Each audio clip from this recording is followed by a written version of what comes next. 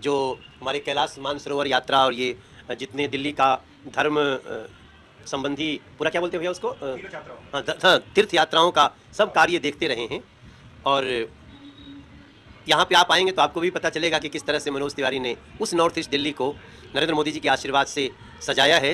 इस बार क्या लगता है धर्म के नाम पर कितना फायदा किसी पार्टी को लग रहा है? धर्म के नाम पे सिर्फ लूट रहे हैं और कुछ नहीं है, पब्लिक को पागल बना रखा है। देखो लहर बदल रही है पूरी, क्योंकि पहले जो था सब धर्म के लोग नाम पे जा रहे थे लोग, आज रोजगार के नाम पे जा रहे हैं, महंगाई के नाम पे जा रहे हैं। आज क्या हालत है देश की, सिलेंडर महंगा, हर चीज महंगी। बताओ किस चीज पे आम जनता की सहूलियत करी है सरकार ने? कोई सरकार नहीं है। कन्हैया कुमार जो है एक ऐसा कैंडिडेट उतारा है यहाँ पर जो कि पढ़े लिखे हैं, अच्छा जनता के मुद्दों को जानते हैं। कि the economic empowerment of minorities is a necessary step. और उसके बाद आप लिखते हैं कि we will ensure that banks will provide institutional credit to minorities without discrimination. Discrimination का परिभाषा समझते हैं आप? कहते हैं कि हम सिर्फ एक धर्म के स्टूडेंट्स को स्कॉलरशिप देंगे, तो बाकी धर्मों के लोग आपको अभी क्या करेंगे? और वो भी जिस धर्म को आप देने की बात कर रहे हैं, उस धर्म को आज तक आपकी सरकार थी तो आपने क्या दिया? लेकिन माइनॉरिटीज में एक सवाल है। माइनॉरिटी में तो मुस्लिम के साथ जैन भी आते हैं, सिख भी आते हैं, बौद्ध भी आते हैं। उसमें तो माइनॉरिटी में तो सब आते हैं ना, तो इसमें तो माइनॉरिटी वर्ड है, तो उस पर आपको आपत्ति है या आपको मुस्लिम पे आपत्ति? नहीं, उनका माइनॉरिटीज मतलब मुस्लिम। वो खुद उनके प्रधानमंत्री रूप में मनमोहन सिंह जी कह चुके हैं कि माइनॉरिटीज मींस मुस्लिम। मनमोहन सिंह के वर्ष 2006 के एक बयान का जिक्र अपने भाषण में किया है।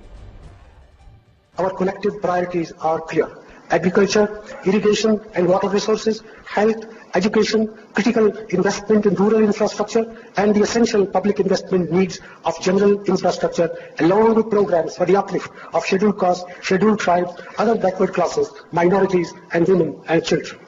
The component plans for scheduled castes and scheduled tribes will need to be revised. Hindi में इसका मतलब है, मेरा मानना है कि हमारी सामूहिक प्राथमिकताएं बिल्कुल साफ हैं। ये प्राथमिकताएं हैं कृषि, सिंचाई और जल संसाधन, शिक्षा, बुनियादी ग्रामीण ढांचे में निवेश, सामान्य बुनियादी ढांचे में सार्वजनिक निवेश की जरूरतों के साथ साथ अनुसूचित जाति, जनजाति, अन्य पिछड़े वर्ग, अल्पसंख्यकों, महिलाओं और बच्चों के उत्थान के कार्यक्रम।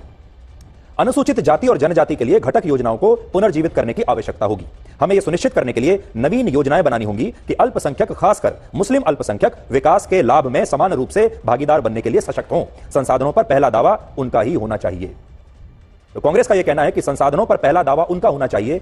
इसमें उनका मतलब यह नहीं है कि मुसलमानों का होना चाहिए। वो ये कह रहे हैं कि सारे जो कौन कौन होने चाहिए, अनुसूचित जाति, अन्य पिछड़े वर्ग, अल्पसंख्यक, महिला, बच्चे और अल्पसंख्यक, खासकर मुस्लिम अल्पसंख्यक।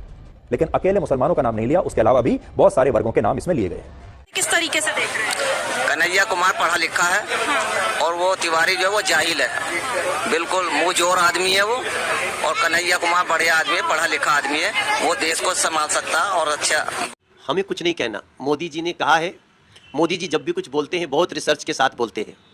और जो ये कांग्रेस ने जो ये बात कह दी है, इस देश के लोग क्या हसर करेंगे। जो हमारे देश में तमाम महिलाएं कुछ न कुछ गहना आभूषण बचा के रखती हैं, आप उनका सब कुछ छीन करके और ज़्यादा बच्चे वालों को बांट देंगे? कोई बात नहीं, आइए देश की जनता आपको जवाब देगी। कैसी कैसी बहकी बातें पिछले 2 दिनों में अब ये शुरू हुआ है कि कांग्रेस पार्टी चाहती है कि आपके मंगलसूत्र और आपका सोना आपसे छीन ले।